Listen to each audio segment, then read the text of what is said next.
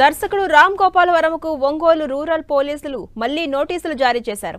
Maddipadu police స్టేషన్లో నమోదైన social media కేసులో రామ్ గోపాల్ వర్మకు నోటీసులు ఇచ్చారు పోలీసులు.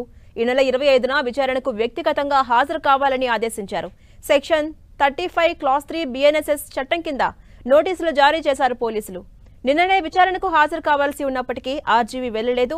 షూటింగ్ షెడ్యూల్ కారణంగా హాజరు కాలేకపోతున్నామని వారం రోజులు గడువు కావాలని కోరారు. దీంతో ఈ నెల 25న విచారణకు రావాలని పోలీసులు మళ్లీ నోటీసులు పంపించారు.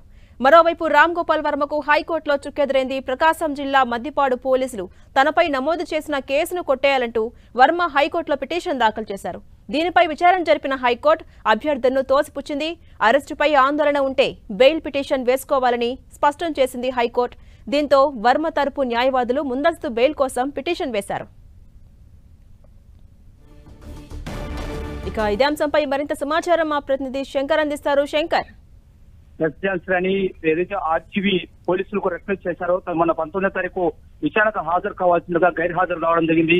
తన లాయర్ ద్వారా పోలీసులతో సంప్రదింపులు జరిపిన తర్వాత వారం రోజులు తనకు గడువు కావాలని చెప్పేసి రిక్వెస్ట్ చేయడం జరిగింది. సో ఆర్జీవీ తరపునటువంటి లాయర్ రిక్వెస్ట్ మేరకు పోలీసులు దీని మీద ఉన్నతాధికారులు చర్చించిన అనంతరం ఈ నెల 25వ తారీఖున 85 లో మద్దిపాడు పోలీసు స్టేషన్ లో దింపిన హాజరు కావాలని చెప్పేసి వాళ్ళు మరోసారి నోటీస్ కూడా ఆర్జీవీకి పంపడం జరిగింది. సో దీంతో ఉత్కంఠ రేగుతుంది. ఖచ్చితంగా హాజరు కావాల్సిన నేపథ్యంలో ఆర్జీవీ రేపు ఎటువంటి నిర్ణయం తీసుకుంటారు, ఈ నెల 25వ తారీఖున ఖచ్చితంగా పోలీసు విచారణకు హాజరవుతారా, లేకపోతే మరొకసారి దీన్ని పెండింగ్ పెట్టే ఆలోచన ఏమైనా ఉందా అనేది తదుపరి దీని మీద ఒక విషయం అయితే రావాల్సిన అవసరం ఉంది. అయితే ఇదే పరిస్థితిలో హైకోర్టును ఆశ్రయించినటువంటి ఆర్జీవీ హైకోర్టు కూడా తీర్పు ఇవ్వడం జరిగింది.